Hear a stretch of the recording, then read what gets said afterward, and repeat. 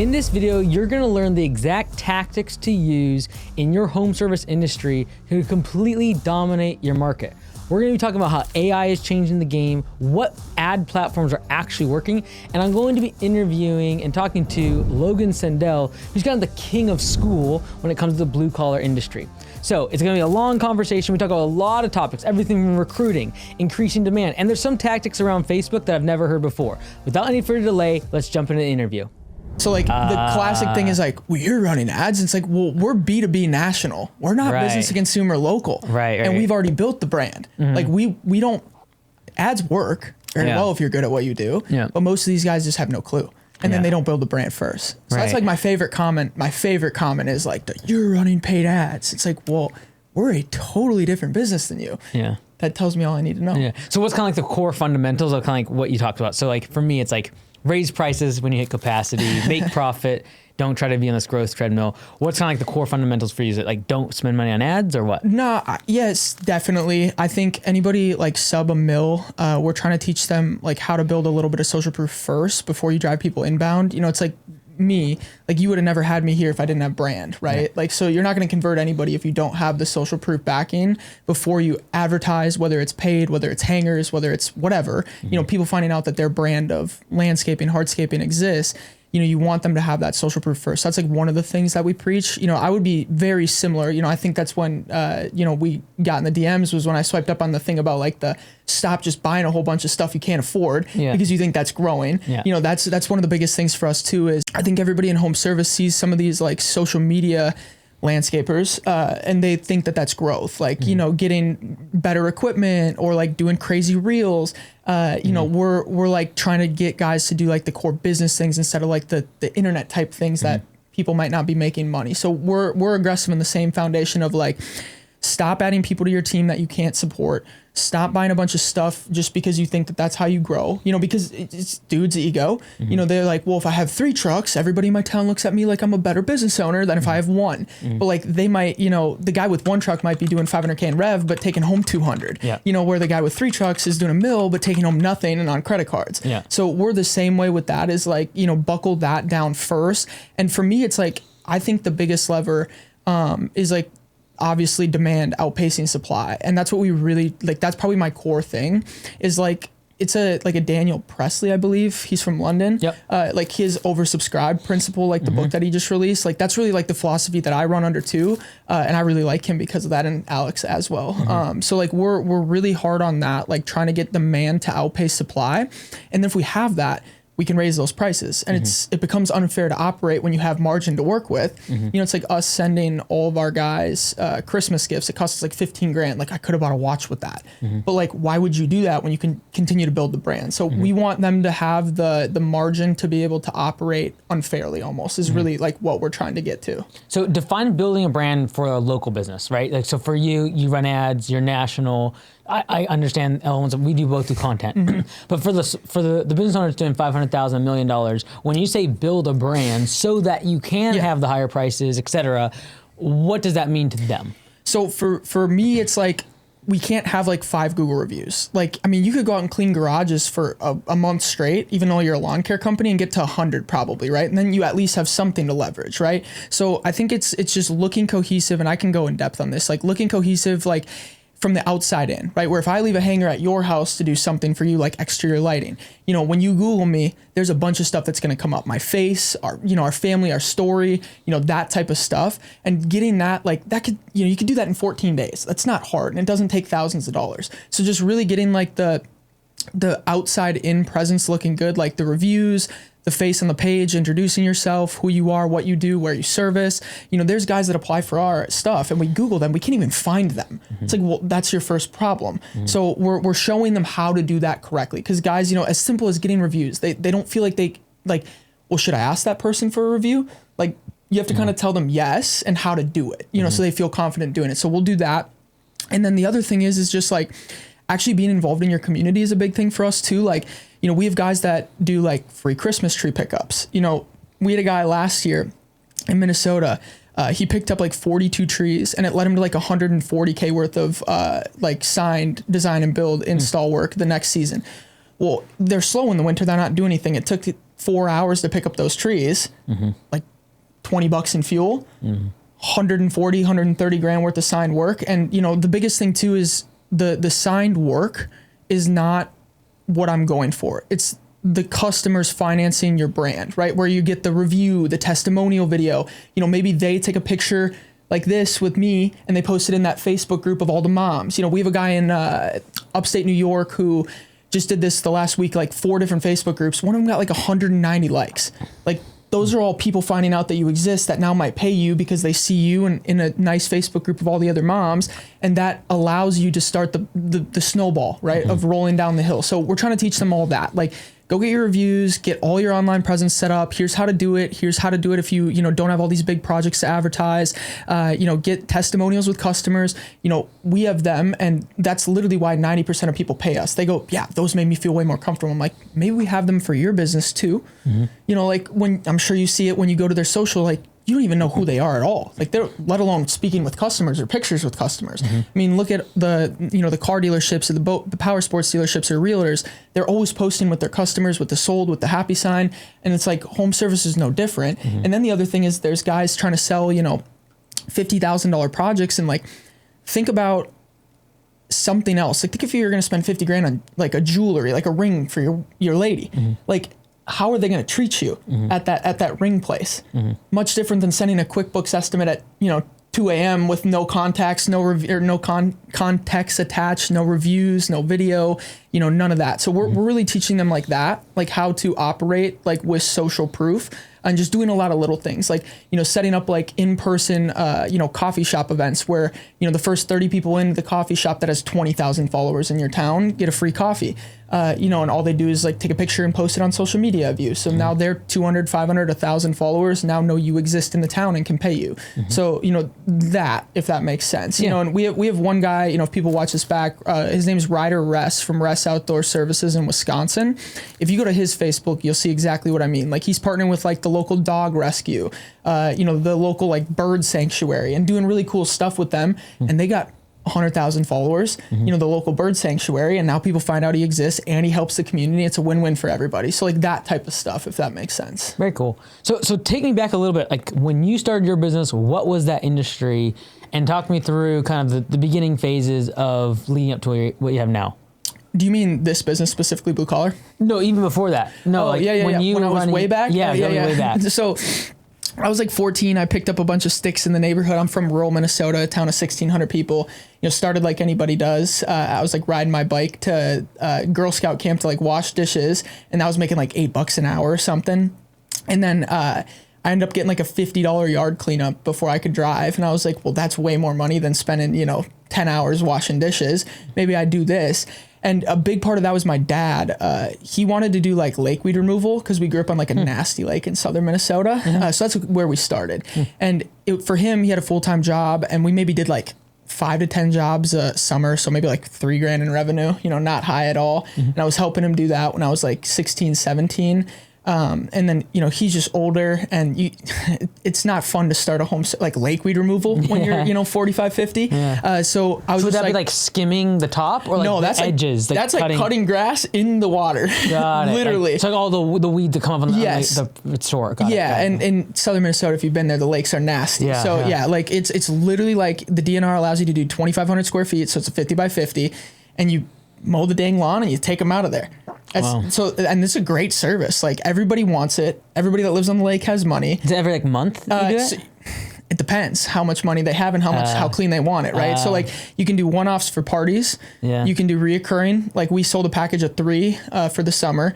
Or there's Airbnbs that want it every week. Right, because there's going to be like storms, dead weeds are going to blow in. So it just depends on how much money you want. And what does that cost for, say, like a 50 by 50? That is like, say, 3 times a year. Way back, it was like $500 a service. Probably by now, it's probably between like $700 and $1,500, depending on where you're at and how far you travel. It's really profitable, and there's really not a lot of overhead. It's like, you know, 2 guys and $200 worth of like lake weed cutters can do it.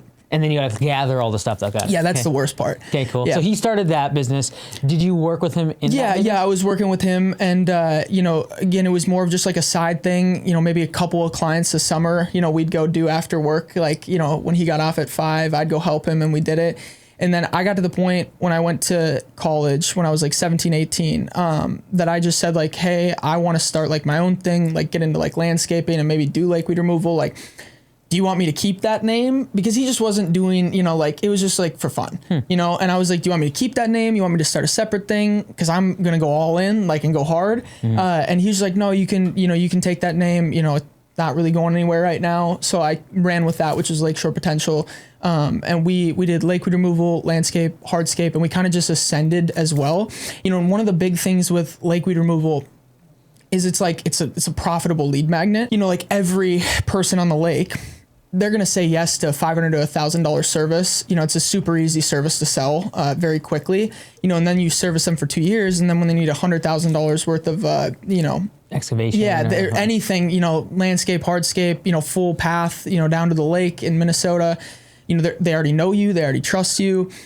And you basically, it's like profitable marketing on the front end. Yeah, that's cool. Yeah. So then you took that business over, or did you just like, okay, not doing that lake weed? I took that business over, but again, it wasn't really, I would say it wasn't a business. You know, it's like a hobby. Got it. Like 5 clients, 10 clients. But then the upsells led you to go the path of more design build. Go into that. And then I did that until 2 years ago now. I sold that, not fancy. Like I always tell people that like one-off service businesses that's not reoccurring, you know, it's not going to sell for millions of dollars. It just isn't. So I always tell people like I sold it, but it wasn't for lots and money. Like that's why I never bring it up. Cause I don't, you know, I think it's almost discouraging for some of those guys early to hear that. Like they think they're just going to do something for 24 months and sell it for millions, which doesn't work like that. So how long did you do that then? Like 3-4 years growing that business? From 17 to 24. Okay. So that's 7 years. 7 or so. And was that all like what was the comprised of those services and like how many employees you have at that point? Our biggest year was like year 5 or 6 for employees. We had like 6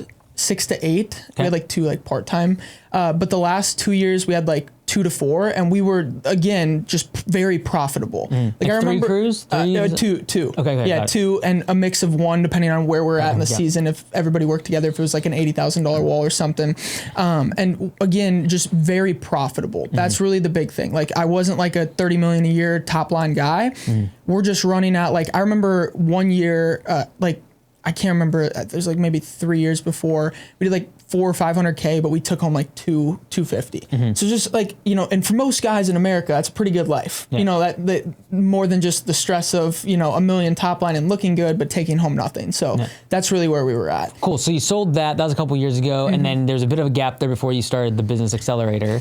So that was like right when Alex kind of took school over. Is that when you like, okay, I'm going to do this thing? Is that what kind of triggered that? Yeah. So my fiance now, she's awesome. She's like the reason I'm able to do what I do, like for 100%. She runs all of our back end ads and stuff and makes me all my meals. And I would not be able to do what I do without her. 2 things you need. Yeah. You need food and need your ads ran. 100%. And, you know, what happened is we had a 7-acre property in Minnesota that we owned. And she's just not from Southern Minnesota. It's like small town Minnesota. And we met at college, and she just didn't really want to live there anymore, which I get 100%. So that was obviously a big conversation between us. Is like, is this the right decision? Is it not? And she really pushed me to like, you can just do what you do anywhere. Like we should just take the risk. We're still young. We don't have kids. So that was really the deciding factor for why I sold. Like, and why I was kind of rushed, honestly, was like to not to keep us together, but it was just a cohesive decision for both of us as like a unit to make that move. So we sold our 7-acre property that we ran the business out of, sold the business, and then moved to like South Denver, like Castle Rock area. Just try something new. Is that where you're at now? Yeah, currently. Oh, okay. Yeah, I didn't know you were there. Yeah, that's where I've been for like 2 years now. Okay, nice. And that made me sell. And I think Hormozy started like back in school in like that January, and I sold in May, but it was never my intention, to be genuinely honest, like to be in this seat or like an internet type guy. Like if you look at my business, like I didn't record content. I wasn't like a YouTube dude. Like I didn't have the audience first. It just kind of ended up happening because of 2 reasons. One was like when I sold my company, some boys came on Facebook Marketplace to buy a laser level from me at like 9 p.m. And they were working for a guy that's been in business like 30 years who was not treating them well, like not paying them overtime. And they just didn't know what to do. And they had like 7 years of experience in hardscaping. And I was like, well, you guys buying this to like start? And they're like, well, we're going to do it on the weekend a little bit. And I'm like, what? They knew my company. They knew me from high school. They were like an hour away. I played a year of college basketball. So like they knew me from high school basketball. And I was like, just like quit tomorrow. I will help you. Like, I have nothing to do. Like, I will just help you. I think it was like $1,500. I'm like, I'll tell you everything I know from the last like 7 years. So that was like, well, we moved, and that went really well with them. And then in that same time span, like I love Hormozy's stuff. And I was like, you only got to make like 22 grand to like go meet him. Like I would probably pay 22 grand to spend a whole day in person with him, obviously. And I was like saying that to, at that time, my girlfriend and her friend, who were both in the online space. They both do like online fitness stuff for like years too. Like they had been in it for like, my girlfriend had been in it for like 5 years at that point. So she's like familiar with the internet stuff, where I come from like the industry, a town of 1,600 people in rural Minnesota. So I hate the internet stuff too, because I am them. And she was like, you'd be so good at it. You actually care about people. Like you understand like the business side, which is what most operators don't. So she's like, you should just really do it. And I was like, oh, I don't want to do it. And she basically was like, called me out, and she's like, well, you got to stop just saying it. Like if you think it'd be easy, maybe try. And then I started on school, because again, it was like she's like, you're already doing the internet guy thing for these two boys, but like not on the internet. So started, got like 6th in school games the first month. Like the first 3 months of what we do now is like DMing people in Facebook groups just nonstop, and people wouldn't even take my advice for free, like it is. And just to get over that hump. And then we got our first couple of clients, and, then we got testimonials from them, reviews from them, and we've just been kind of going since. So that's like how it started. Very cool. Yes. And so what do you kind of see the future as now for Blue Collar Business Accelerator? Or are you going to do, like, use the platform you have? I was talking with Stefano Narducci, and his original idea was like kind of use his platform as a way to roll up other operators and actually build out a big, operation. What's kind of your vision for the future? So for me currently, and obviously it can change, I think our product is really good. We have 255-star reviews, not a single bad one. And not that we probably shouldn't have one, but again, it's like, it's just guys that don't actually listen or apply anything. And I really like our product, and I think it's really making an impact on lots and lots of guys. And it's more of like not like a we'll run your business for you, right? Like something like, you guys are doing, which is awesome and obviously a needed service. We're more of like almost like an entrepreneurship boot camp of like, try to get the operator to fully understand like how they could restart from zero and be able to have all of those skills. So for me, I think it's a needed thing in the marketplace. It's kind of a little different from like an agency service, obviously. So I want to keep this specifically going. And, we're running the supply and demand issue of like, we can't keep up and fulfill all the people that want to join. So the goal in like probably a 3-year time span would be like continue to grow this, but make it more accessible to more of the operators that need this type of help. That's really not like, I would say, taught in like school or conventional wisdom. And, these are some of the operators that like, a lot of this information exists. It's not like I'm a genius. It's what did I learn it from watching 10 years straight of Alex and Gary Vee and all the internet, dry stuff that all of us love to do that are real operators. And it's just making it more, I think, accessible for them, because they like to hear it from somebody from the industry or like somebody that understands to talk to them in their language, not internet person language. So continuing to push that to more people, because I think it is really, really helping a lot of people. So that's really the goal for now. Eventually, probably I'd like to get back into like managing like a portfolio of home service companies for sure. I think I'd be very good at it with the skills that I have, but it's just trying not to chase 16 things at once and really dial this in first, make sure it's scalable, deliverable, the product stays as good as it is currently. So that's like what we're trying to do currently. So for the person that's kind of like maybe running a business of 250 to maybe 750,000 annual revenue, they have several employees, they're trying to grow the business. What's the kind of like the common pitfalls you see them running into, and then how do you tackle those? I would say, just not enough demand. Like coming back to the first point, and this is my hard sticking point. If we have an excess of demand, it makes it a lot easier to funnel the good leads that want to pay you a little bit more, so you don't have to complain when a truck breaks or things happen that are going to happen in business. I think they outpace their growth with overhead, right? And that's obviously something that I think you feel the same way, where like the moment they start to see a little bit of success, they just start adding and adding and adding. And it's a really hard thing to reverse. So we have a guy that was doing like 800K. That looked like a really good business from the outside to me when he came to us. And I found out, with a wife and kids, he's on credit cards. And I think that's a more common story. Obviously, with your guys' turnout, it's like everyone. And it's very common. And just trying to get them to realize, like, we have to take a step back. We have to stop spending. We need to make money. And how do you make money, in my opinion, is building the trust so you can charge more. So the brand in the front end, and then getting more leads. So then you can funnel through those leads to the people that aren't going to complain. A big thing that I try to tell guys is like, I don't think some of the smaller, like under 7 figures, understand the volume that needs to happen to have a business work. Like for us, like we're getting like 60 leads a day. If we listen to the 30 people that are like, you guys are way too expensive, like that's crazy. Like we wouldn't have a business if we only got 5 leads a day, because all 5 of them could be those people. And I think like, some of these guys at 750K, they're probably only getting 5-10 leads a week, and 7 of them might be not quality leads, where if we got 30 leads a week, we probably have 10 quality leads where we only had 3 before. So I really think like the most of the problem that they run into is they try to start to scale before they have brand and lead flow stable, if that makes sense. Yep. Like, I always give this example, like if you're building a patio, you can't do all the parts of the patio at once. Like if you're building a house, the guy can't be putting the roof on while you're pouring the foundation. Right. Like, and I think that's what guys try to do in business, is like, they just kind of try to do everything at once, and it all ends up like a disaster. And it's really hard, and I would say it's really hard if there's like 7 big issues. If there's one biggest issue and we can fix that, then we can move to the next. So it's really trying to get them to slow down,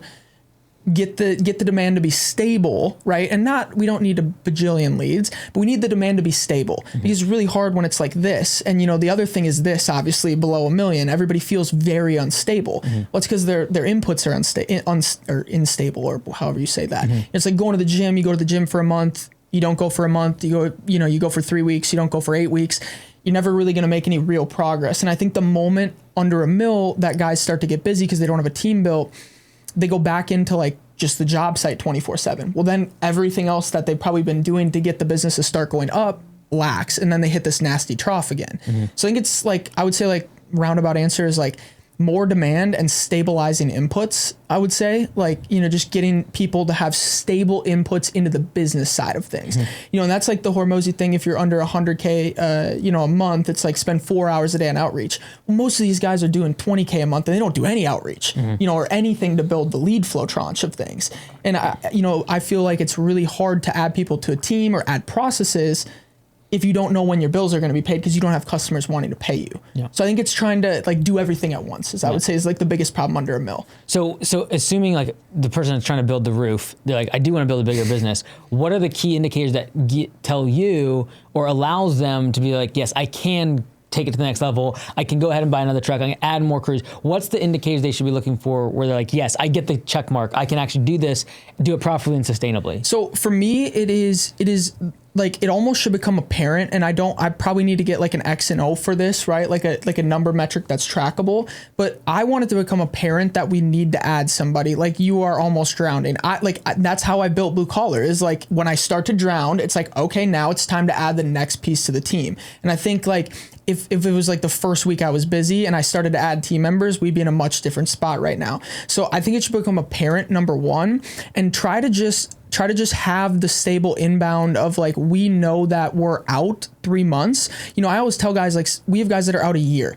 We have guys that are only out 2 months. It really just depends on your goal. Like, if you're trying to scale as fast as possible to 10 million, like, you're going to need to be a lot tighter with how quickly you add people. But if you're just trying to live a good life, which I think 80-90% of our clients are, 100 to 500K a year in take home, I think for me, with how long life is, get it to be a no-brainer. Like, get 3 months out with project work before you're adding people. But then it comes down to like, when people are ready to add people, they haven't been recruiting. That's the biggest thing too, is people complain about labor. Well, you should be recruiting over the next 6 months. So then when you are ready to add somebody to the team, you're ready to go. It's not like, now we got to do 3 months of recruiting and now we're way behind and people hate us. So it's just being prepped for that stuff. And I think for me, and maybe I should get an X's and O of when, but I think it's more of like depending on your goal in your business, we have some guys that don't want more than 2 crews. Well, then let's just be out like 6 months to a year first, because it's just about expectation setting. People will wait, just like people will wait for a Tesla Roadster for 10 plus years because there's so much demand for the product. So I'm a real stickler on like a supply and demand imbalance personally for me, because I think it just gets a lot easier to operate for the average person if you have way too many people that are qualified that want to pay you. Okay, so I have a secret. It's just for everyone watching this video. But on February 17th, we're officially changing the name of Copilot CRM to Homeworks. So get ready, because something big is about to happen. So assuming that demand outstrips supply dramatically, and then eventually you have to add supply, i.e. employees, infrastructure, management, et cetera. What are the bottlenecks you see then that happen? Like, because I think as a smaller business, I think most people with a good marketing or sales experience can get in and flood demand. Once that happens, and then I add supply and all the infrastructure and the people, what are the bottlenecks you're seeing then when it comes to management, operations, dispatch, like those aspects? I would say like 99% of the companies that come to us, and we have multiple that are like above 7 figures too, they just have no processes in place. Like they don't have standard operating procedures for like how to install turf. They don't have scope of works for every single, job. It's really more of like, we always see the excuse of like, our operators are good. They have experience. Like they don't need this stuff.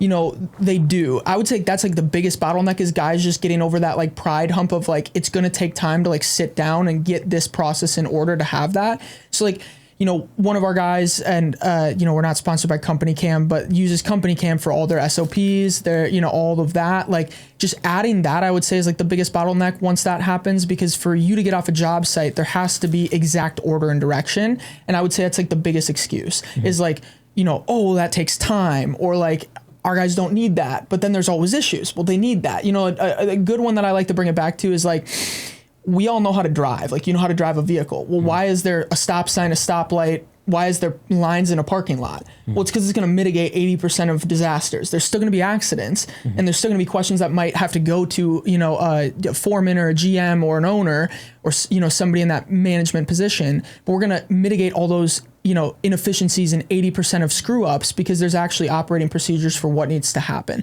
So I'd say like that's number one is like, even again, guys at 3 mil that come to us that have like none of that. They just have pretty good guys that have been with them for a while and understand, but there's no replicatable process. That would be number one. Number two, I would say is recruiting. Guys struggle really hard with recruiting. They don't understand like where to find labor, how to screen, what type of questions to ask before they hire somebody. I always bring it to the likes of,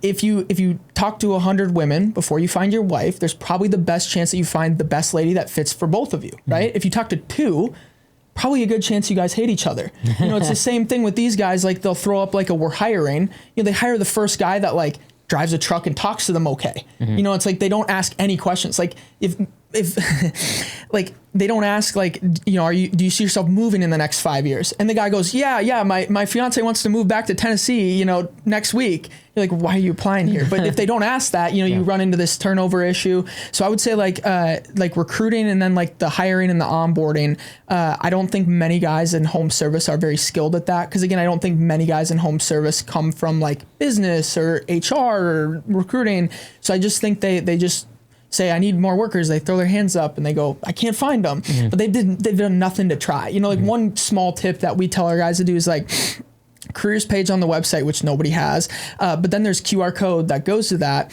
like, at least in the Midwest, county fairs, FFA, 4-H, like Future Farmers of America, like all of those types of organizations.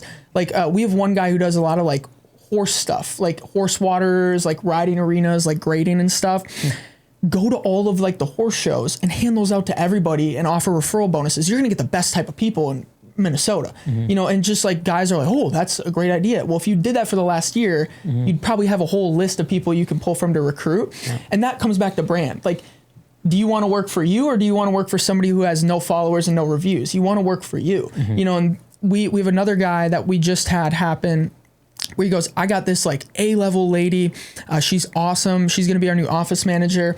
And she literally said the only reason why she wanted to work here was she's been following us for the last 8 months and seeing like how we're doing, like, we teach our guys like to do like free pumpkin pickup, like pick up all of the suburban rotting pumpkins for free, like partnering with like the, like the pet rescues and stuff like that. And she literally said to him, the reason why I want to work here is because of that. So like that's where if you don't do all these small things that guys think are, you know, dumb, you don't end up with A-level talent in your office, and then it's hard to run the business. So I would say like operations for one, like reputable or replicatable processes. I always bring up IKEA as well. You know, like when they give you a desk to install, they give you A to Z how to install it, you know? And then number two is the recruiting. I would say those two are the biggest things that guys struggle with. Got it. Cool.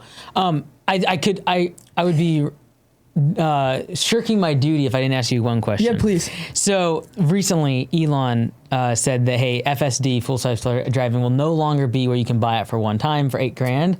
You have to be on the subscription. It's only subscription. I did see that tweet as of too. February 14th. Yeah. Okay. So a lot of your ads are like, hey, for you lawn guys, stop mowing grass. Where do you see the balance between like getting the projects and things that you love versus also having the recurring revenue? What do you see as the balance? I know obviously the ads, like you got to get people in. You got to say things. You got to say things controversial. Yeah. But like, where do you stand on that? Even coming from more of the one-time project side compared to me, where like if it's not recurring revenue, I don't even want to think about it. So where's your philosophy on that? I think it just depends. I think obviously if you look at like, there's lots of guys that are successful in both. You know, and that's what I always come back to. Like if there's somebody doing it successful, like clearly it works at all levels if you understand how to do it.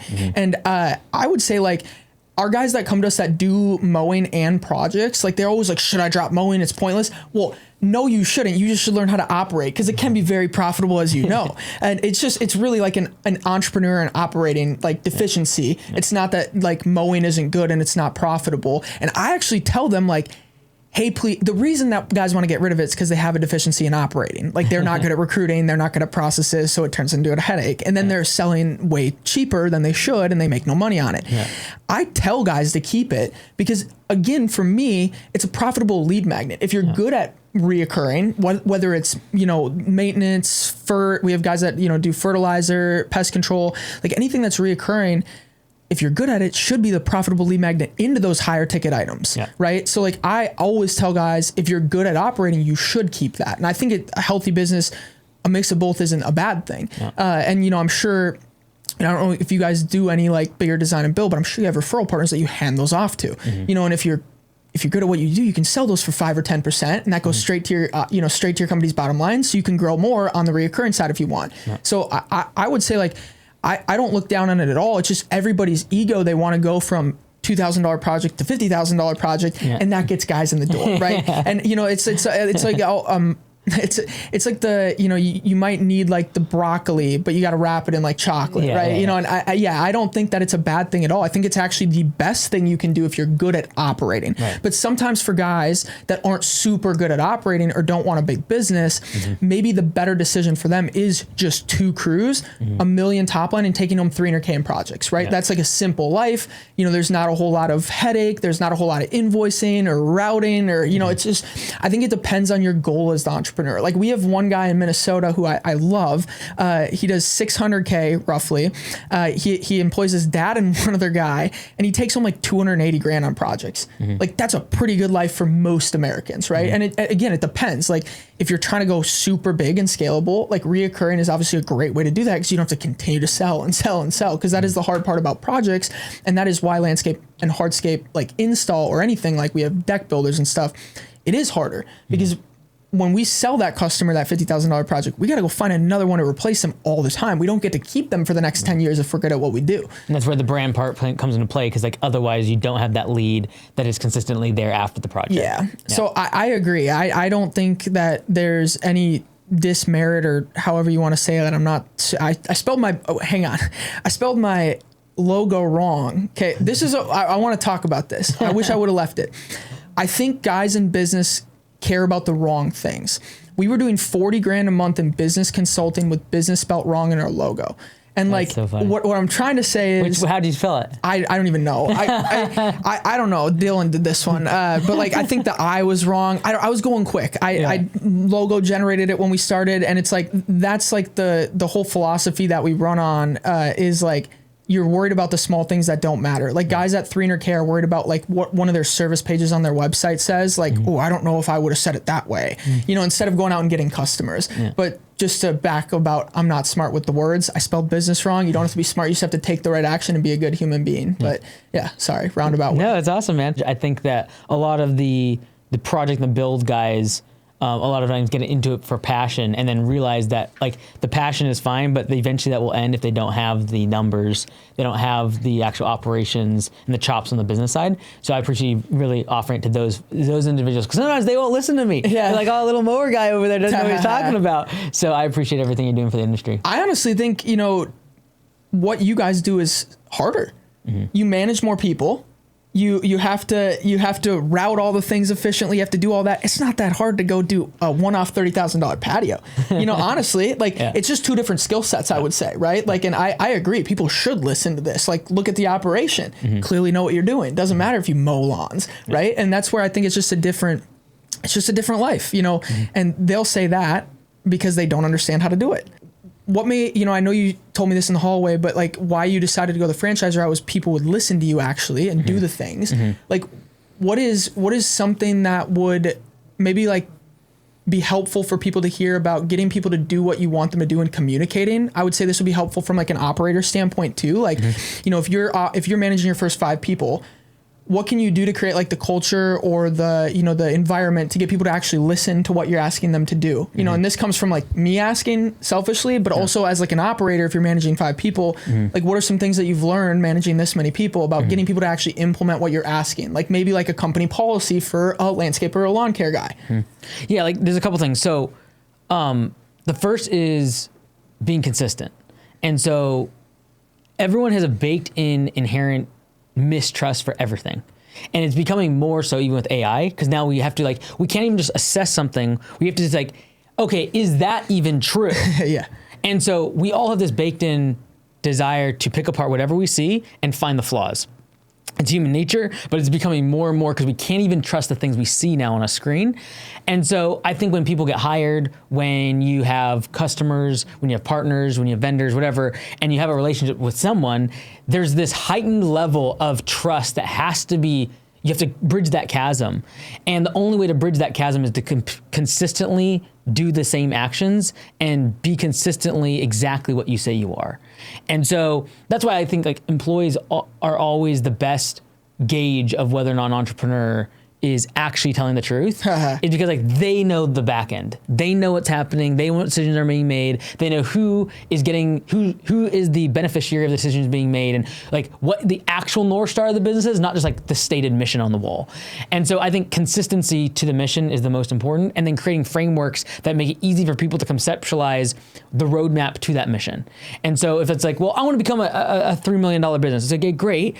What are the frameworks that are going to get us there? What do we need? What do we need to do consistently in order to get there? And by having the simple frameworks that we can all follow, that makes it very simple for me to put from A to B, and how we're going to get to that mission allows me to have confidence and trust in you. And that's the part that most people cannot get over. And it's not a bad thing. Like it's good that people have a certain level of mistrust. So like when I was making videos on YouTube and, you know, I did pay for performance and all this stuff, like people didn't listen, but like, it's also in a way it's like, they shouldn't listen. Like they need to see evidence of success. They need to see that this person actually cares. And like the easiest way to make sure that they would trust me is like, just keep doing the same thing over and over and over again. So that all comes back, in my opinion, is like social proof too. Yeah. Like you're backing up what you're doing, like whether it is in an employee like setting, like a management / employee setting, or like a customer front facing, right? Like why should the customer trust you as well? You got to back up what you're doing with actual proof and do it longer than just 2 days when you start doing the right things. But yeah, that's super cool. I think that's a good point for people to hear, because I think people struggle getting that culture and struggle getting that like culture of hierarchy and like actually understanding that you have to have repeatable process for anything to work. Yeah. Like they don't change what a stop sign means. Right. 6 months from now, and it means go actually. Yeah, you know, it's the same thing. Yeah, I think it's one of the important parts of community building. And like when we talk about culture, like it comes from the word cult, right? And so a cult is like we all agreed to the same rules and we understand. So like the stop signs and the lines only mean so much as we all agree that when we get a license, we are going to abide by those laws. And so I think in any community, whether it be a business, an actual community like your own, like a school group, or a franchise like ours, is like there are certain things that we all just we ascribe to be like, and we are willing to cut people out based upon those rules. And so like if you run a red light, you will get in trouble. If you drive recklessly and go way above the speed limit, you will be in cuffs and then go to jail. Those are because the rules that we have ascribed to in our culture is the things that we will now defend. And so that can be very difficult. That's firing employees. Yeah, that's what I was going to double back. You want to talk about that? Like maybe some of the struggles that you've been through where you had to like not drop the hammer, but actually have like rules and regulations. And that's what people do is like, maybe they'll put something in like the stop sign, but then somebody runs it and they just let it go because it's easier that day to not say something about it. Do you have anything to say about that? Because I think guys struggle with that, trying to be everybody's friend. Yeah, like I think if we all knew that we could run any red light, we could go any speed whatsoever, the vast majority or a huge portion of people would not obey the laws. Yeah. And so the enforcement of the laws is the standard that is created. And so I've always said, like, until you fire someone over something, it is a suggestion, not a standard. So like, be on time. Okay, great. Until you fire someone for being 1 minute late, that's a suggestion. Yeah. And as soon as you start moving the guidelines, like, well, I can go 5 miles over, I can go 10 miles over, oh, I can go 15 miles. People will bend the rule. It'll just keep getting pushed off until finally people are going 80 miles an hour in a 20 miles an hour zone, and you can't do anything about it because you just let someone else do it. And so that's where it gets difficult. And like, what definition of the standard do you, how hard line do you want to be? Yeah. Yeah, and that's what we teach our guys. Like, we're not going to tell you how to run your company, like what type of policy you should have, because everybody's a different operator, right? Like they're going to have things that they allow that some guys would never allow. Yeah. But it's just having that and actually enforcing it. And I think guys struggle with that all the time because they feel like, they need to be, to have good culture, they feel like they need to be their friend. Mm-hmm. There's totally different, right? Like there's a totally different mindset between a good operator and a good culture than like I need to be their friend and let them get away with everything. And I always say that's about expectation setting, whether you're hiring or it's a client too. Like I struggle with that with clients. Like I'm sure with you guys with like rain and stuff with recurring maintenance, it's like making sure that the clients understand like what is expected of you guys if it does rain. How late can you be? What does it do to your schedule? And guys just go throughout like their whole life without expectations setting and framing, I think too. We get guys that start to get out 2 months in project-based work and they're like, I don't know what to do. Well, tell the client you're 4 months out if you know you're going to get there in 3. Well, they're never going to be mad at you if you tell them a week ahead of time, hey, we're a little early. Are we good to come? Instead they'll tell them, hey, it'll be 2 months, and then it rains for 2 weeks, and now they're there 3 months later, and the client hates them. Yeah. And that's just a framing thing, and for us, like we always tell people with our support, we'll be back to you 9 out of 10 times within 2 hours.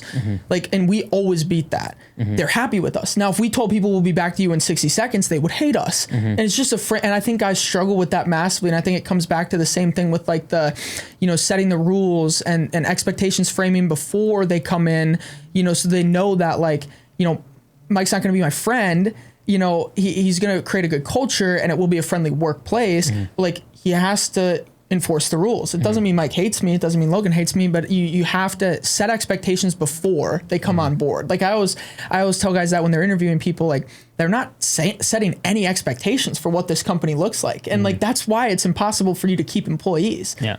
Just, like the consistency part, like going back to like the trust aspect, like no one would trust the police officer if they just willy-nilly handed out speed tickets. They're like, I want you to monitor and I want you to prove that I went faster. And we all agree that red means stop. And so like the consistency across the culture is what's required. And when you start doing things like, we'll let them, let them have it, just let them. We let 3 out of 10 people slide. Yeah. It's when you start doing that, what you're doing is you're trying to pander to the lowest performing employees and the best ones will leave. And so if you actually want to attract the best talent, you have a consistent standard and you consistently do the same thing every single time, regardless of who it is. Yeah, I think that's a good point. And maybe switching gears, I'm just curious for like your side of like branding and lead flow, the way that we look at it, and I'm just curious to get your total actual opinion on this. The way that we look at it is like, we're going to try to do like, we have a thing in phase 2 of our thing called like the lead pyramid. Yeah. And like for us, paid ads is at the bottom. Right. For us, most guys go like this and paid ads is at the top the moment they don't have demand. And what we try to instill into our clients is if you can do absolutely everything you can to maximize personal connections in your community, you'll probably have a much lower cost to acquire a customer, which most guys will not get, but much lower CAC. And, normally across our businesses, like we're seeing, like if it comes from a customer referral or a contractor referral, which we push extremely hard, that the LTV of the client is actually like double what it is from like a cold source of traffic. So for us, we try to make everybody go super aggressive into like maximizing the chance a customer refers you, right? Like, everybody online, like the buzzwords or reels is like, you can't live on referrals. You can't do this. Well, you can't live on it if you're sitting in your basement, you don't talk to people. But like, if I go and like, we give customer gift bags for every single job that we do, because they're $3 to $5, it gets built into overhead. And we're going to give the chance for the homeowner to come back and spend more money with us with a different project, because we're going to incentivize them with another gift card. We're going to give them 3 gift cards to give out to other people in friends, family, neighbors, churchgoers, whoever. We teach our guys that type of stuff. Is there anything that you would have that maybe like isn't talked about for like lead generation that you think is like an underrated tactic? Because I could bring a bunch of them, but I'm just curious from your perspective for so many years in the industry.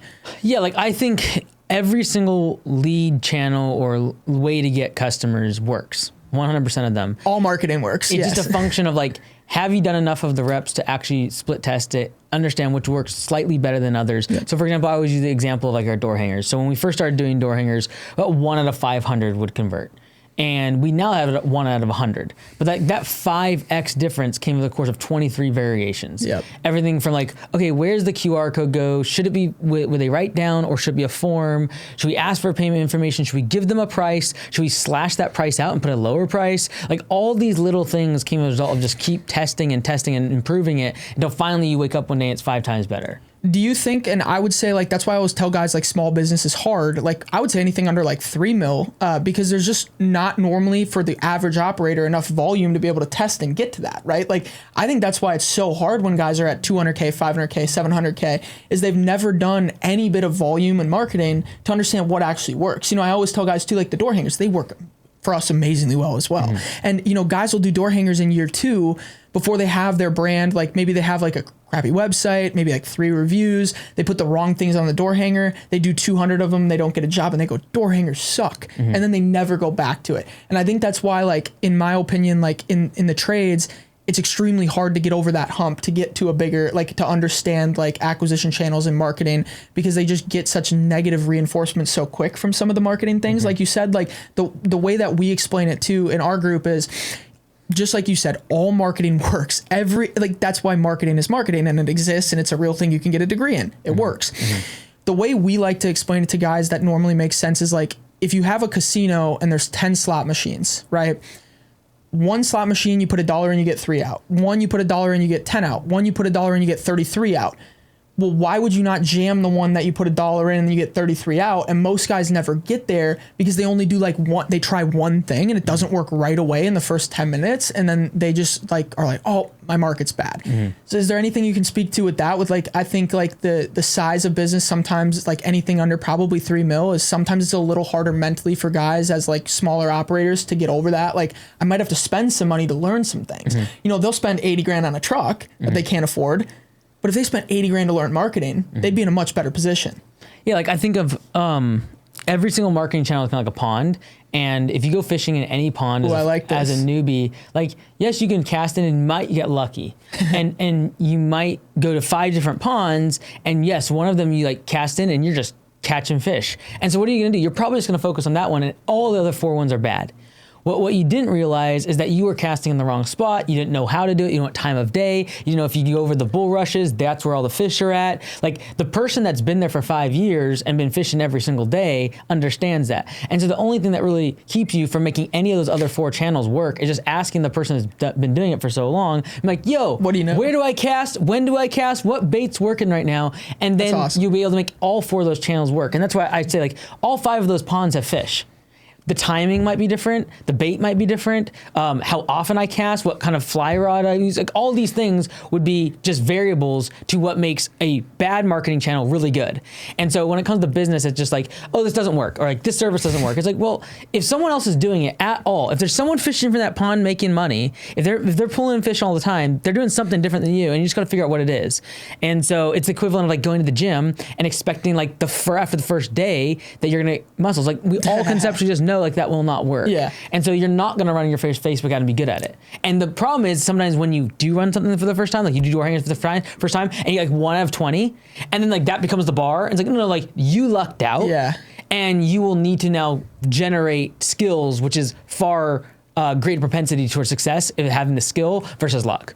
That's a great analogy. That was awesome. I've never heard the pond one before. I always say it like too, like, you know, if you're fishing, this is similar, you know, when you drop 500 lines in the water, you're probably going to get lucky. If you drop 1 in the water and you quit, you probably don't learn anything. You don't learn where to fish, what lure to use. It's the same type of thing, but in a different way of there's 5 different ponds. I like that. That's awesome. Yeah. But yeah, just is there anything that you have like creative at all that, you know, that's where we come from. Like just to give a couple of quick things, like, you know, we'll have guys do like the free Christmas tree pickup, the free, you know, rotting pumpkin pickup. You know, we'll give out like pumpkin pies for Thanksgiving. You know, we'll do some creative things to give back to the community to try to just get involved and get, you know, in front of more homeowners. The way that I look at that too is like, okay, if I go to, you know, there's a supply yard like right down there. And I was like, man, we should just go stand there like before we go to dinner and talk to people. And like, if I go sit at a supply yard, you know, and this obviously isn't scalable, but if you're having trouble with like getting North Star. or whichever way, I'm all out of it. So No, it's right by the gas station. Yeah. I was like,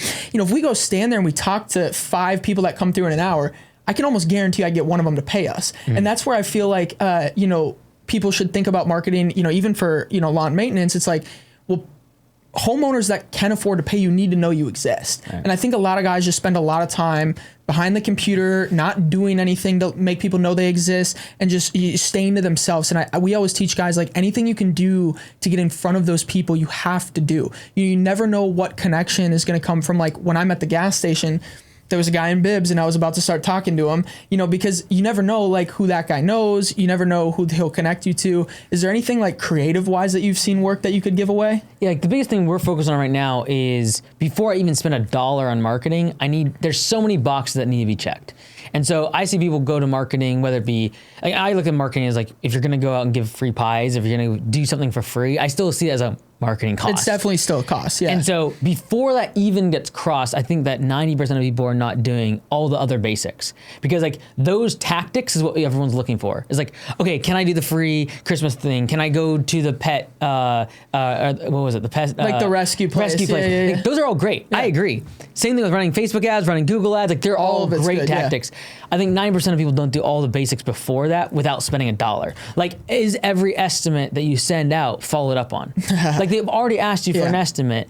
Like the fact that you don't get a yes or no is crazy. Or like speed to lead, or like the way you're presenting estimates. Like, are you attaching anything to there for context? Like one thing that we tell our guys to do is like, especially for bigger ticket projects, like we send Loom videos. Like if they're not presenting in person, we're sending a Loom video like with that estimate to explain like, hey, Kathy, you know, even if you don't go with us, we want to take 5 minutes out of our day just quickly to give you a rundown about things to look out for if you are hiring for this service, why we would maybe be the best contractor for you, or help you understand why we might not be the best contractor for you, to disarm them a little bit and going through that. So doing all those free things too, right? Like, and you know, even some of those things that were like, it costs money, right? And like, it's maybe a tactic, you know, it's still like when guys don't know what to do in the winter, like go to the coffee shop, go to the bakery, go to the ice cream place in the summer, just talk to humans. Like that doesn't cost you anything either, to just get in front of more people, to give you more shots on goal. Because if I take 100 shots from half court, I'm going to make a couple of them. If I only have 3 to take,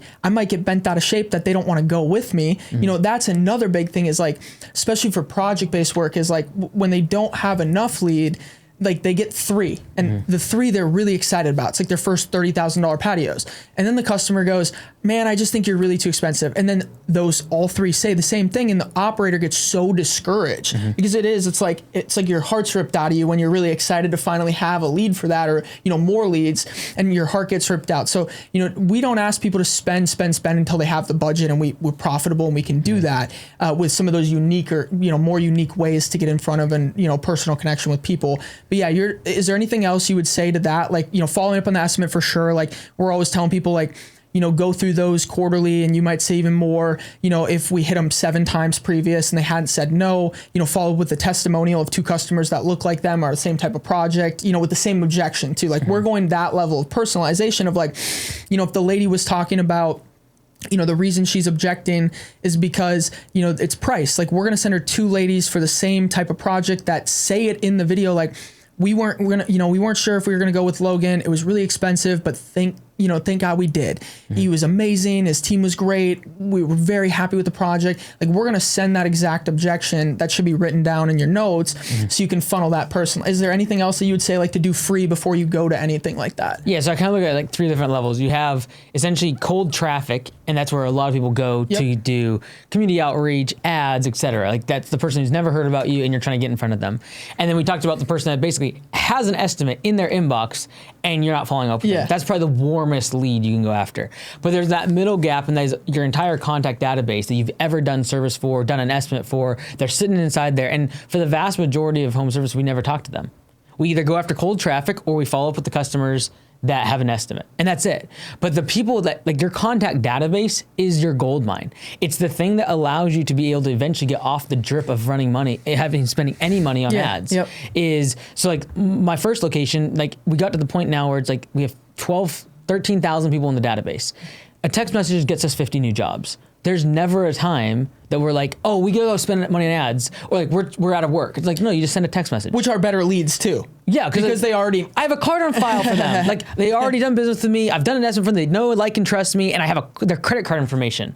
And so, like, we abandoned those people. I'm like, oh, I'm gonna run like a couple $1,000s a month on ads. It's like, whoa. Can we spend a few $100s and just like spend on texts and emails to get to in front of these people and just give them a season specific offer with a season specific service? How often are you running those offers? Once a month. Once a month? Once a month email, once a month text. Anything more than that, you start to run the risk of getting marked as spam, and then you get blocked by carriers and filtered by spam stuff. So that's kind of like our 1 month thing. And as you grow the business, you need more leads just to replace churn, especially if you're recurring revenue. As you grow the business in project, you need more leads to fill your backlog.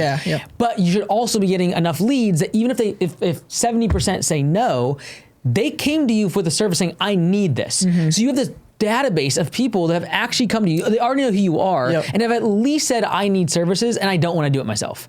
These are like the ripest customers to talk to, and yet we don't even send them emails and text them. Like, it's crazy. Well, some people don't even keep that. Yeah, it's nuts. And so, like, before anyone spends $1, if you're not like following up on an estimate, if you're not sending a text and email every month to your customers, and if you're not making sure your website's optimized so that when you drive traffic to your website, it's not converting at a high rate. What are we spending $1 on ads? 100%. I don't care if it's door hangers or anything else. So that's kind of like my shtick. Yeah, I like that. Anything else that you would say, like, on top of the following up, and that is maybe like a pre to you know, spending any money that is like a gamble? Yeah, I think to the point of like having different ponds. If you do have money and you're like, I am going to spend money on ads. I've done all the follow up. I don't have much of a contact base. I'm just trying to grow. I don't have a lot of people to follow up and upsell. Okay, great. If you're going to spend money on ads, whether it be online or digital or door hangers, is like, go to different ponds and start with one that works well, or that you feel like, okay, I got this one's the best of the 4. Okay, then just double down on it. Just keep doing it, getting better at it, refining it. So, like, for example, with Facebook ads, you know, there's so much new stuff coming out in terms of, with the Andromeda update, in terms of how to use AI, calling people out, retargeting. Like, if you're not running like a $5 or $10 a day retargeting on Facebook that just basically retargets everyone that's come to your page already. Clicked on anything, Like, that's your highest return. Like, you can make so much money on just like a $5 to $10 a day ad, especially in a local market because you're going to such a small area. And so little things like tactics like that, it's like, just comes a matter of doing it a lot. Like, we run up to $5,000 a day on Facebook ads. So, like, that's when you figure out, oh, like, okay, so if I segment these differently, if I retarget these people, if I say this hook, then that works. But that comes after a long time. And so a lot of volume, and it's different in every market, right? So, like, for what works for me, and this is why I'm careful on tactics, is like, what works for me probably will not work for you in your different market. Yeah, for sure. Especially when it comes to home services and seasonality and weather, and, you know, no one does mulch in certain areas of the country. So when I say mulch, you're like, oh, no, you do pine straw. Yeah. You got to figure that out. And like, so you got to realize that what works for someone is not going to work for you, and that you will probably have to do the same amount of reps or more than they did. Yeah, I think for us too, it's about just doing anything that you can, like, to help the snowball roll down the hill. You know, that's a big thing for me, is I think a lot of, like, even just with what we've been able to do, I think the compounding benefit most people don't ever reach. And I think that's like, again, just like if you invest in a Roth IRA, like the biggest gain is at the end, right? I think it's the same in business. Like people like to switch. Like you said, focus on one, get really good at it. Like they just go back and forth and don't do anything consistently. And we just try to get people to take a lot of the small actions consistently to try to have stuff start to roll for them and things just happen. Like as simple as like, and again, you know, I hate the one tactic gets you rich too. I'm just always curious to learn if there's anything that like isn't brought up publicly. You know, we try to hammer into our guys' heads that like to get everything to work, you like one thing that we tell you to do is not going to save your business. Like you have to do all these things, do them repetitively, and it'll still take like 3 to 6 months for the market to catch up. You know, just like if you're in a gym, like you do the right things for a month, it's going to take a little bit for the body to catch up. Like it's the same thing in business. And for us, like simple things is just like, you know, Facebook's a great tool for like, you know, it allows you to search by town, like who lives in that town. Like when you're sitting in bed scrolling reels at night, which most guys under $1 million are doing, you know, maybe just pop over to Facebook and add 5 to 10 new people in your town. You know, we had a guy that's a cabinet painter in Pennsylvania. He had been doing that for like a week, and somebody messaged him and goes, hey, you know, by the off chance, I don't know if we actually know each other, but you friend requested me. I see you own a cabinet painting company. My wife wants our cabinets painted. Boom, there's a job. And then the big thing for me is it snowballs down the hill. It's not just the job. And that's what I think people don't realize, at least in my opinion. It's like, it's also building of your brand because you have a personal connection with another human. You can resend them offers every month to reactivate them, but you also get the review on both platforms. You maybe are able to get them to do a video with you, or, you know, at least take a picture of you in front of the project that they post maybe to social media. And it's just doing all those free things, or like, you know, basically free things to not have to spend the marketing dollars. And I think that's what a lot of guys miss, at least like with what I'm seeing in like our 270 companies across the United States. Like they want the check, but they don't understand how important the actual like back end of that is. Where like that is like the arbitrage, in my opinion, in the marketplace currently with home service, is that people just take the check. They don't do the follow-up, they don't get the review, they don't get the testimonial, they don't get them to recommend to everybody. You know, a good example that I say is, for me, when we acquire a customer, if we send them a welcome package with a Carhartt hoodie with our stuff on it, and we send 3 little gift cards that have a QR code that says, hand this to a buddy that you know that owns a home service business, or, you know, send it to a buddy even if they're in a different state, and they can grab a free hoodie on you. Well, now we get their information. Now they're in our list that you said is gold, and we can retarget them and give them offers. You know, where if we don't send that, for example, they're probably not going to tell anybody for the first 3 months. They want to see, you know, how we're doing, but they'll automatically tell people if we're giving them something free of value. And I think when you get into paid, that's an arbitrage, like compared to like straight to a cold audience, because it's a warm referral. You know, like if you're just a random business owner in Pennsylvania, you probably have 2-3 buddies, and some people don't, and that's fine. But a lot of people do have 2 to 3 buddies that own different types of businesses, or maybe a different lawn care company that's a state over. I'm giving that to my friends, and now you're buying those people's eyeballs to go into your list without having to spend the thousands on like cold traffic. So like for me, after you get over the hump of, again, like doing all the things right, because we before we get into any lead things, we make sure they do all that stuff first. Like before they ever see any of our lead stuff, like they have to fix all that. Like fixing like the sales process, the follow-up, the way you're presenting estimates, like, and guys get mad at us because in month 1, we don't show them any lead stuff. We make sure that they fix that first. But I think that's like the arbitrage in the marketplace, in my opinion, that people aren't taking advantage of. You know, another good one is like, and again, I'm not trying to say tactics. That's not what we're about. Like we fix all that first, but like I really think there's arbitrages in home service that will not be around for long. Like the dumb little button on Facebook that has 3 dots where you can invite your friends to like page. Well, that's an arbitrage in a marketplace that would be very easy to see if it was a real estate deal. You know, for $20 of a Starbucks gift card, for example, you can get a mom to invite all of her 1,000 friends to your page. And that's a personal referral, right? So when Kathy invites her 1,000 friends that all live here, Kathy's inviting them. That's not a cold reach out that you're doing, right? So there's already a different level of personalization.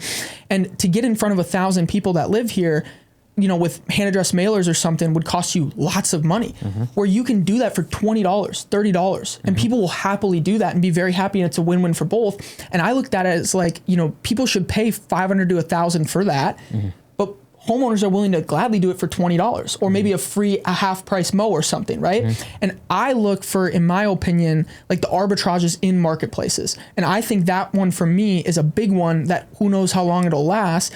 But if you looked at it like a real estate deal, that's like you're getting a $1 million building for $150,000, probably less. Like that would be an obvious thing to do if it was real estate. But if there's not a dollar amount assigned to it, I think people almost don't comprehend it as much, if that makes sense. Like it's just not looked at as positive, but that's really like how we're trying to differentiate ourselves to get better quality as well of leads is a big thing for us. Like we want them to have that personal connection because it makes business run smoother. You don't have to convince them over 4 different, phone calls to get them to sign an estimate. They're ready to go. They have a personal connection to you. You can charge a little bit higher of a margin. When you have a higher margin, you can hire a better level of talent, a better GM, a better, foreman, and this type of thing. And I think that's something that's not talked about enough is like the arbitrages in marketplaces. And I think there's so many in home service right now. And I always tell our guys, like, I don't think that will be around forever because it's just like you said, it's standard business practice to follow up with leads in any other business.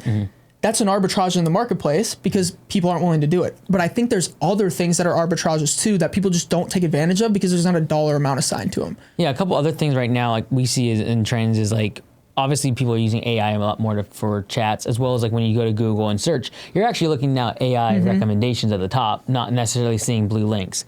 And so everyone's can become more familiar with SEO, search engine optimization, but like SEO is not AEO, which is answer engine optimization. And so answer engine optimization is the actual language which we use when we talk to AI. So when you go to ChatGPT, you don't put lawn care near me. You say, hey, what's a good lawn care service near me? What's a good contractor near me?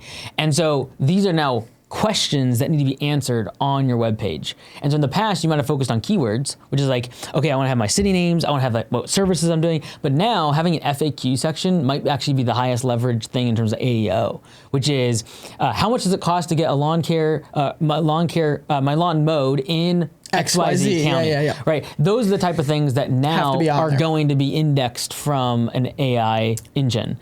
So that's one. Another first to market arbitrage. And right now, like across the board, we only have about 2 to 4% of traffic is coming from AI generate like ChatGPT. But that is like 10x more than it was last year and like 100x the year before. So like it's definitely growing, and that would be like an arbitrage. The other thing would be like giving instant quotes and then gathering card information before you have to give a quote. Especially like the lower your close rate and the higher, more premium service you are, typically you can reduce all your tire kickers and all the extra overhead that goes into providing quotes to tire kickers by simply just, here's our prices. And if you're doing simple, recurring services, you can just say, hey, our prices can change after the first service. On big projects, just giving a range. So like we do larger projects where we're like, hey, it's going to cost you somewhere between $1,000 and $2,000. And for some people, that's like, oh, great. I was expecting 3 or 5. Great. Yes. And then for other people, it's like, oh, this was going to be a $200 thing. And so I don't have to deal with that person. I get their contact information, they can get into my contact database, but I'm not going to spend the time or the overhead required to get them a quote. So basically like funneling and asking correct questions, right? Which is, I agree, arbitrage in the marketplace. Most people don't understand that in home service, where like we have guys that like will put, and this is where I always come back to like demand.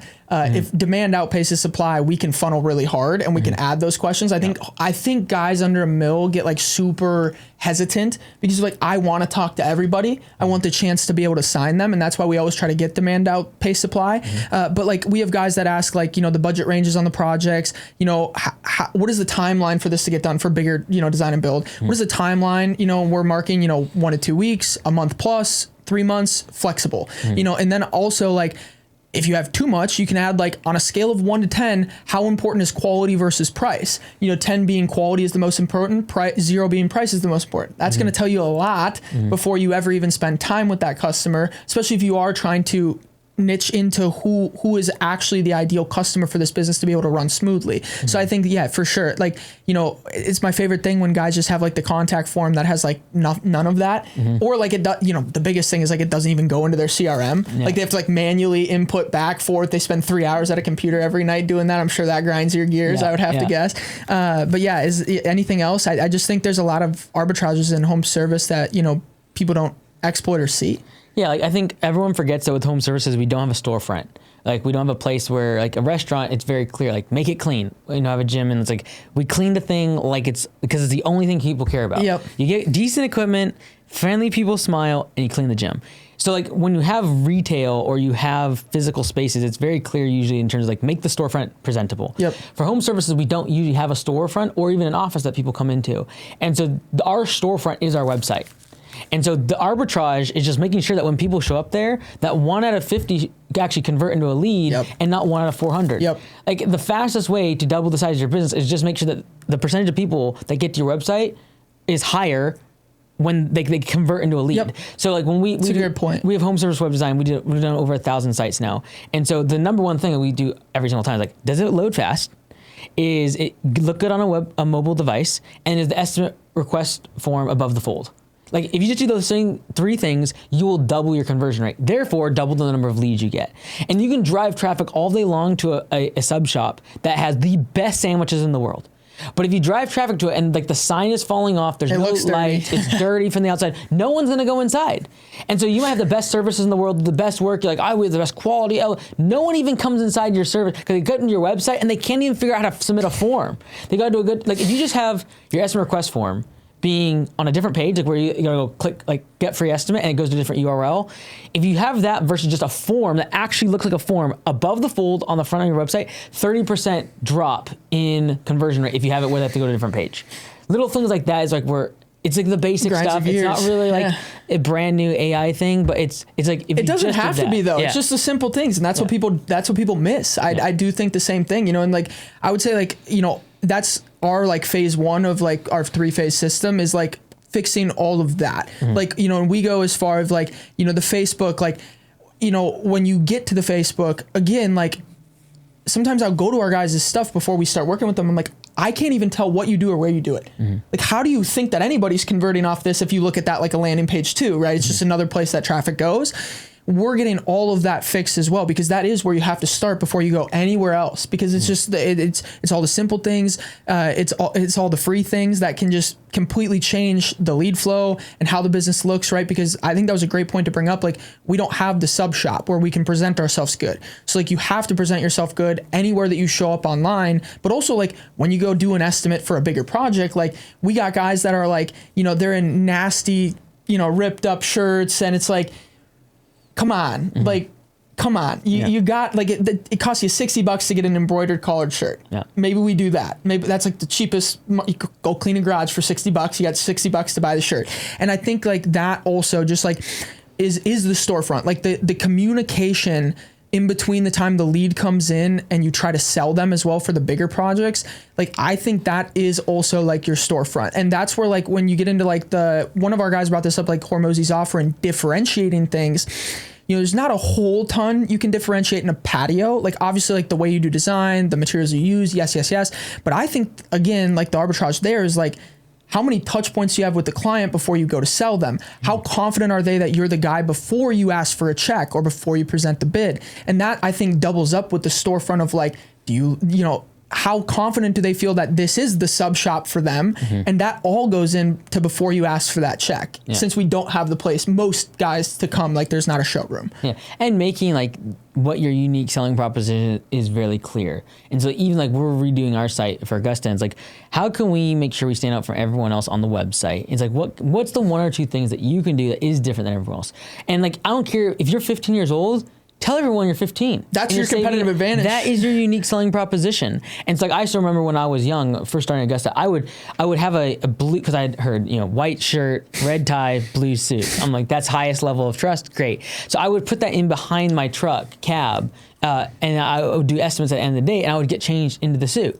And I would be like wiping down. For real? Oh yeah. Heck yeah. That's like, I would show up doing a lawn care estimate with a suit. I only did this for about 3 months, just to be clear. But like, that was my unique selling proposition. And I realized like, I'm just going to lean into this. And like, I had a higher close rate. Now, eventually I had to get rid of it because like, it's very difficult to have a suit, tie, and a white shirt look half decent at the end of a day of working. However, that is savage. But like leaning into it. So for example, like with Augusta, it's like, what makes us different? It's like, okay, we have 200 locations, and for some people, they would rather pay a little higher to make sure that there is a brand behind the operator. So if they do something wrong, they can go rat them out. And so now it's like, okay, we're locally owned, trusted nationally with 200 plus locations. We're going to say we answer every single phone call 24/7 guaranteed. Those are the things like no one else. Is that a change you're making right now? Yeah, it's coming out next month. So like the site will really lean into these things that no one else can compete on. So I'd ask any operator, like, you don't have to answer your phone 24/7. You don't have to have 200 locations. You have to ask yourself, what do you do different than everyone else, and what makes you different than every other contractor? Yep. And then just lean everything into it. Like I've seen some really good lawn care companies where they just say, we close your gate. We close gates. Guaranteed. Tagline, or yes. like your money is giving you back. That kept them a lot of customers. Like their pet's getting out one time. What are you doing? You're looking for the lawn care companies and someone says, I guarantee you I will close your gate. I'm calling them. Yep. And so like, what can you do? I don't care how small or different or quote unquote insignificant it is. Yeah. What can you do that makes you stand out from everyone else? And lean into it. Yeah. Make it known 100%. Yeah. We have a guy who, one of our clients was at Home Depot last year, and a guy was trying to sell him a Home Depot credit card. Yeah. And he's like, dude, this dude's talented. Like the dude's selling the Home Depot credit card to our client. And his name's Abdi. And he ended up joining our program, like brand new as like a landscaper. And he's doing like, I want to say he did like a couple 75 grand months, like 12 months in. He bought his mom a car and stuff. And the funny story about that is his first landscaping bid, he showed up to it in a suit as well. Let's go. Just savage, like just A-level talent, like just not care. You know, the other thing is like not caring about what other people think of you. Yeah. Like having the balls to do that, honestly. Yeah. Like, you know, so many guys get caught up in like, well, you know, I don't want to ask her for a review. You know, I don't want to go present in person. I'm worried about what they're going to think of me. You know, all that stuff that I think keeps guys from doing the right things in business, where like, if you don't have that ego, you can get rid of it. Yeah. You just don't care and you'll do the right things and you'll actually win. And I love that story too. It's hilarious that's so sick. It's such that should be in your ads. Dude, that should be in your ads. I have a couple photos of it when, cause at the time too, I started Augusta cleaning. And so I was like, okay, I can use this when I go inside. And then eventually like I closed Augusta cleaning down with like 3 months. Cause I'm like, forget this, I just got to focus on one thing. But I kept the suit and I just kept doing it. Our best performing ad, that you got to run that as an ad. Our best performing ad is me with mud on my face and a Mason pencil, and it's just still of that. You got to run that. That would be so sick. I would click on that. That's so awesome. Anything else? No, man. I think that there's so many opportunities for every little aspect of the business to differentiate yourself. Yep. And so like most arbitrages are just made in either A, doing what other people are not willing to do, and then secondly, doing it more often and at a higher frequency than anyone else is willing to do it. And so like I've always said, like the moat for your business is simply doing what other people are not willing to do. And 100%. That could either A, be like the level of effort. So like showing up on time, waking up early, working more hours, grinding and hustling harder, or it could simply be they're just not willing to even offer the guarantees to the customer because they're not confident enough in their service. And so like everyone always asks like, what makes Augusta different? And like, how did you get to 200 locations? This bottom line is like, I just basically did what everyone told me not to do in terms of like guaranteeing results, saying you can leave at any time without any penalty. Like these are things that like are unheard of, but like if you actually believe in your service, you'll give guarantees to your customers. You will say like, if we install your irrigation, we promise those trees will not die, and if they do, we will replace them. It shows confidence in what you're doing. Yes. And just giving an offer that is not just so good they can't refuse it, but so good that no one else can compete with it. And that's that's the moat. The moat is the offer that's so good that no one else can even offer it, even if they wanted to. And that's how you win forever. You do all the consistent stuff that nobody else is willing to do on a long time horizon, and it just becomes unfair for you to operate. Mm-hmm. I believe that wholeheartedly as well, 100%. Is there anything I can help you with? I know you got like crazy awesome stuff going on with school stuff and like everything you're growing, but like anything that I can help you with at all? I mean, for us, really our biggest bottleneck, like right now, I build, so like our guys will know this that have went through our 3-phase system. Like I'm using like exactly what I teach, even though it's an internet business. Right. Like I'm doing the same things that I tell them to do in the same order. Yeah. And for us right now, we have brand, and obviously we're never stop. Like good businesses never stop that. Like you're never at enough reviews. I don't care if you're at 20,000, you're never at enough. You're never at enough testimonials. You're never at enough people knowing you exist. Like we've started to build that, even just like Diamond Sea, backing us. That was big for us. Like we ran their trailers, and they're one of the biggest trailer brands in America. I don't think they back any other education creators, I would have to say. And just building those partnerships to build brands stronger, trust. So we kind of have right now at the level we're at, brand, we have a good path forward with that. acquisition doesn't seem to be a problem at the level we're at right now. We're now getting to that breaking point of like, you know, we're at like, I think like almost 300K a month.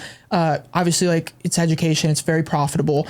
So like we don't have a cash issue. It's really just like, I need to become better, I would say, as a leader and recruiting better levels of talent. And the one thing that's capping is like, you know, we have good people that have applied to be reps for us, but we don't want to take more people on because we have to fix the offer. Right now, the offer is now the issue because we've done the unscalable for so long that now we need to restructure that. And like right now, the biggest thing internally for us is just getting clear on that and how the operations will work with like Ascension. Like, you know, what does that offer look like? Like, am I gated on the first 90 days? You know, but we offer, you know, a higher ticket program on the back. You know, do we keep it, you know, more accessible? You know, what do we add as features versus take away? What is the price point that we need to be at? How much you know, how many people will we get rid of that would have closed at like, you know, that we're $997 a month or $2,000 a month currently, but that obviously changes. And we're thinking of dropping it to, you know, one offer, not two, and it's $1,597 a month for 3 months as our intro offer with a dedicated CSM 24/7 on top of all of our other things that we talked about, you know, the group calls, the community, the phases, the trainings, all that stuff. So for us, it's just really, you know, getting dialed in on that before we turn the fuel on. So like right now we're spending $500 a day in ads. We're like 17 like ROAS on that, like on the front end. So we could probably 4x ad spend, but we need to figure out the deliverables. So maybe like anything that you have on like, you know, just how impressive your operation is, right? Like you've obviously learned how to like build a team and like get through those types of issues would be like the one thing, like you're clearly at a much different level, you know, like in just coming to this, like we have 6 guys remote, you know, we don't have an office of 80 people. So like anything on that, because I feel like that's what's going to cap me from going from 3 to 10. Yeah. Like I think you're in the cash position, I'd just hire this. Like there's people that have ran coaching programs and operationally, and they can never promote or get any sort of audience, but they know how to create curriculums. They know how to create like an LMS, learning management system. And then you focus on your strengths. Like if you have a 17 ROAS and you can run ads and you know how to promote and you create content, that should be all you do. You shouldn't be thinking about that's what I'm trying. Any delivery. You shouldn't think about any sort of operations, hiring, firing, payroll, taxes, bookkeeping, all of that should be off your plate. And so you have the cash position to go out and hire an absolute savage that allows you to 5x the business. And so I think that person would take so much off your plate right now in terms of like, you shouldn't have to think about the videos being uploaded. You shouldn't have to think about you shouldn't have to think about like taxes and paying these people and finding and recruiting them. Like someone else should be doing that stuff. And like every minute you spend anything besides promotion is probably a poor use of your time now. 100%. And so that's like the hard part is like doing all those things, but you're trying to figure out that skill, and you could, I know you will, but you could also just hire someone to be like, so like it's always been a balance. Like there's this balance of like, do you take entry level people and you train them up and they follow you for a long time, they're super loyal, they know the whole culture, they know all aspects and levels of the business, or do you just hire right at the top? And I've done both. So like, for example, Liz, who runs the command center, she's worked with me for like 10 years. She started with like, she was my first assistant. We were doing like 400,000 in annual revenue. And she's grown to now having all the agents. We have people across the world, like 24/7, like that's her now. Yep. But the alternative to that is what I did with Copilot, which from a software perspective, I will go out and I pay gobs of money for people that have done it before. Yep. They've worked for public companies, they've ran engineering teams. And then when I hired them, they hired everyone else. It wasn't like the team below. Yeah, I didn't have to figure out the systems with them. It was like it came pre-installed, and so the scale at which and how fast Copilot will grow will probably hinge based on that. Versus just I have to figure out with them. I have to train with them. I have to let's do this. What you don't know in that, yeah.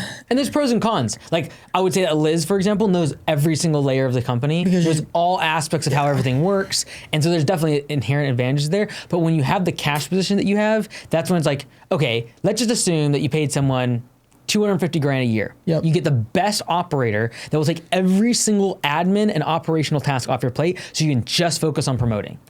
And like, I genuinely believe if you spent one day locked in a room without anyone talking to you, you'd figure out your offer. You would figure out what the Ascension program should be. You'd be the architect of the business, figure out the blocking, tackling, the blueprint, and then you hand it to an operator and say, go do it. That person you don't have right now, and you are the one going back in and be like, okay, so you do this and make this 100%. Video. And that's the part, like, if you just hired someone for a lot of money. Who do you, just genuinely curious, like, because I've never had to look for that. Like, where do you one, look for that? But like, what are you looking for in that? Like, they have like, 3 different programs they've operated, like, similar, obviously not in our space maybe, but like the similar offer scale of like education and that type of stuff. Like with that track record, like where are you going for that? Because I've only had to hire like, I've never had to hire a $300,000 a year employee. Yeah, you don't even know what to ask them. So what you say is you give them what you're going through in the business now, and you say, what would you do? And if they don't know every metric, if they don't know exactly what they would change about your business, they're not the caliber you're looking for. And this was me a couple years ago. I had only hired people to take tasks off my plate. And then it came to the point I'm like, oh, I need them to do something I don't even know how to do. Yeah. I don't even bring know up things that you don't know. Yeah. So it's like with at school, for example, with Sam. He interviewed like 400 people before he got a CTO. Yeah. And so like Dr. Cash, who knows Sam well, it was like when I was going through bug hell with Copilot, it was like, yeah, you need to interview every single person, but you're not interviewing them for a job. You're interviewing them to fix your business. And then if they're so good, you can't refuse them, then you offer them a job. And so I would look at his interviews. I would try to find people that have ran huge companies operationally. Most of them are in coaching and operations. They can take every single admin thing off your plate. Like, you just give them the blueprint. Here's the offer. Here's how I want you to charge. You don't have to tell them, like, here's how you go into Stripe. Here's how you set up the products. Here's how the lead page should look. Here's what the offer should be. Here's what the headline. They should know all of that. Yep. That's why you're paying so much. Because that's otherwise 10 years of training someone. Yep. And you can do that. You can.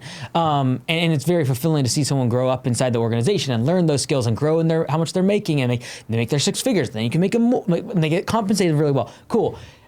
Or you just take out the time of the equation and you go interview people that are extremely high level, and you learn all the fixes to your business even if you don't hire them. You just be like, hey, what did you do? They're like, well, what I would do is I'd create this coaching program, and here's how I would set up the curriculum, and here's how I would vet my coaches, and here's how I would set up the community. And you're like, oh, snap, that's awesome. Thank you for your interview. I'm not hiring you, but like, you just got really valuable consulting. Yep, that makes sense. Is there a place specifically, like, would you pay somebody to go recruit that for you? Would you do that just through job posts on LinkedIn, Indeed, like, or cold outreach like on LinkedIn to people? Like, what would you recommend there? Like, I think when you've identified something as the constraint of the business, it's the highest leverage use of your time to figure that out. So for example, like Alex, the past 6 months after the book launch, he was like, the only thing I'm doing is hiring executives. I'm interviewing 4 or 5 a day, going through, and I'm doing notes. Like, he could absolutely outsource that, but it's the highest leverage for his time. And so identifying that, okay, this is the biggest thing. If I tackle this, I 5X the business. Everything's fixed, yeah, right now. Right. And so then when you 5X it, you'll find another problem. Yep. Like, it'll be illegal. It'll be whatever. Like, you gotta go international, whatever. Yeah. But like, identifying what the constraint of the business, and then all your resources just get zeroed in on it, knowing that other things will fall through the cracks. Yep. And so like 2024 was very clear in terms of like, I had one focus, it was one problem, and like I had a bunch of fires I had to burn. And then after that, I was like, okay, now 2025, I can focus on these other things. But during that period of time, you just have to like laser light focus, because if you can solve that one constraint, it just allows everything else to go flow. Yeah, that's probably what we need. 100%. And you don't even know what you don't know. Like, honestly, because the software side, when you get into a realm where like, okay, I haven't done this before, I am figuring out things live. Awesome. I'm bringing up all the new, like, if you're bringing up all the ideas to the team, that's a big problem. Then you are capped by your skill set, and you have the cash to unlock other people's skills. Yep. That have been there, done that, have a proven track record. Yeah. Yes, for sure. Yeah, and they know how to run a remote team. They know how to add to the team. They know how to build an office. Like, you don't want to be doing an office, and that takes 50% of your 2026. Yeah. That doesn't add any leverage to the business. It's pointless. Yeah. Right? It just it's great for the culture. Down the road, yes, you can have a studio and you can create content faster. Yes. But someone else could build out that thing better than you can. Well, we're doing the stuff that I do. Yeah. 100%. Yeah. Leverage. Yeah. So anything else I can help with? Anything whatsoever? How do you guys recruit for your franchisees? Like, is there anything there that you can help with recruiting A-level talent that you add to their teams? Because I know when we were downstairs, they were saying like, you guys are going to be doing that for people. Like, if they need people, you will place them. Yep. Like, is there anything that you have that's competitive there that would help? That's the one thing like I don't have experience with, and I'll be fine saying that. Like, I never have ran a team of 40 people. I've always just been small and profitable. So like, I don't have any experience with like recruiting at a really high level for multiple people, and like how to make that go smooth. Yeah. So like, I think if I was in your business, business. If I was in your shoes, this is exactly what I would be doing. I would be creating sticky things that people can't live without, that they have to rely on me to do. And by me doing it for them, they get like a 5x leverage compared to them trying to figure out themselves. So everything I just said to you is what allows you to take, average retention from 6 months to 6 years. Yeah. Is like you make things that they rely on every single day, they can't live without, and they do not want to figure it out. And by them not figuring it out, they're able to double or triple the business. Yep. And so, for example, recruiting, for most people, they aren't good at it. No. And so it's a big bottleneck for us because when demand is so much higher than supply, well, now supply becomes the problem. I can't find people, train them up, et cetera. So one of the things you could do for your community, but like this is what we do as far as like, we will get basically to the point where like, this is the person. Yeah. And so we will run the ad, we will screen the candidate, we will grade them, and then we'll put them on a silver platter of the top four people, and we know you need to hire 2. And we've interviewed them, here's the videos, here's what they look like, here's their resume, here's everything you need to see, and from that you can hire. So we have a lot of people right now hiring based on just the videos. So you can use platforms like ATS, applicant tracking software. We use Spark Hire. They're really expensive, but we really get a pretty good deal. I think also the buying power of your community allows you to unlock things that they would otherwise be paying gobs of money for. So right now, if you say, okay, you have to pay $1,600 a month, some people are like, that's crazy. Yeah. Okay, cool. But the day one that you push this button, you're getting $300 off of this, you're getting $500 off of this, you get this preferred vendor, and then by the way, we're gonna hire your people. Like there's all these levels that you can only do with economies of scale, so they can never do it. So for example, like for Spark Hire, they would all have to be paying $500 a month for the software that we're using. But because we at the corporate level say, hey, we're just gonna buy it for everyone, we can get a deal that we can make it sense of it for the entire corporation. Yep. And so the video, like I would, like from a recruiting perspective for technicians, it'd be much more lean heavily into video tracking and video interviews, because I can run tons of ads. We do it for the whole country, and we got like 1,700 applicants, 200 of them submitted videos, and then 50 of them like I would hire them tomorrow. Yeah. Like some people like doing like full out suits, putting Augusta on a banner behind them, like savage. Yeah, A-level. Like, we will ship you across the other side of the country, right? Yeah. And so there's so much you can tell on a video and save your operator's time or you time as an operator, and not waste time with interviews and then people not showing up, and then you get disappointed because 3 out of 4 aren't really that great, and then you end up just hiring someone with a pulse. And so one of the things I think would be very interesting, if you are able to get people to have no demand issues because you fix that problem, the next problem is supply. And if you can figure out how to fix that for them, that's stickier, because once they figured out how to like talk to people and make reviews, they kind of got the demand side down. Yeah. The supply side will forever and always be a problem. In any service business, supply becomes always the issue once demand's fixed. And so those are the things, like if I was in your shoes, that's what I'd be trying to solve. Solving for that on the Ascension. Yeah, that's killer. Yeah, can you imagine just be like, hey, entry level, you get access to the course, and then like here's a little higher, you get coaching, and then there's this S tier situation where we are going to recruit for you. Yeah. Right? Recruit and run. Honestly, eventually we want to run their paid because they could do it so well too. But we'd have to solve supply first for sure. Yeah, well, I agree with you. Even like on the agency side for ads, like we're just rolling out with Augusta, or we're running their ads for them. Like because you have economies of scale, you can operate at such a cheaper price than any other agency. Yeah. And as long as you're really good at it, and you drive leads to them, and you just make it so stupidly obvious compared to any other agency. Yeah. And you can do it because you're running the same ad, same playbook. It's way easier. Hundreds of people. Yeah. So. All right. An agency is a higher like enterprise value than content, right? Yeah, so like, sure. I think if I was you, it'd be like, okay, I want to increase the retention, et cetera, but then I want to move up the value chain from like content creation to probably agency, and then moving to something like licensing. Like that licensing is going to offer a 10x valuation difference compared to what you're at now, and eventually that's what we want, so you can like have a real valuation that you can take loans against and not pay taxes on it. You can go get real estate for just loans against your equity. That would be the ultimate play. And that's challenging even if you scale the learning information side, because like it's just hard to get a valuation. Yeah. So I think you can move up that value stack though pretty quick. Yeah, and we get cooked on taxes right now. Yeah, because it's all cash flow, right? So if you can push more into the enterprise value, and let's say down the road you have an organization that's doing licensing, or you have something that's super sticky, you have a brand behind it, then you can say, okay, it's worth $50 million. I am going to go take a $2 million loan against my equity. That money coming out is not taxable because it's a loan. Mm-hmm. That's where you can make a lot of money tax free. A lot more than paying the government. Yeah, because right now you're 30 to 50% of your income is going to the government. Yeah. And because it's a cash business, and that's not bad. I just use that to build the thing. So when we started the media side doing home service web design, it was so cash heavy, and I was like, oh my goodness, this is great. And that's what I used to go into the franchise, because the franchise lost money for the first 3 years, and then the same thing, the franchise has become very profitable. Okay, great. That's when I funded the software side, which still is losing money. Keep stack. Yeah. And so you're trying to go up the value chain. Yeah. Right. So you go from service provider, like you were, and content, and then it would be okay, can I do some sort of a licensing deal? And then there's all levels above that.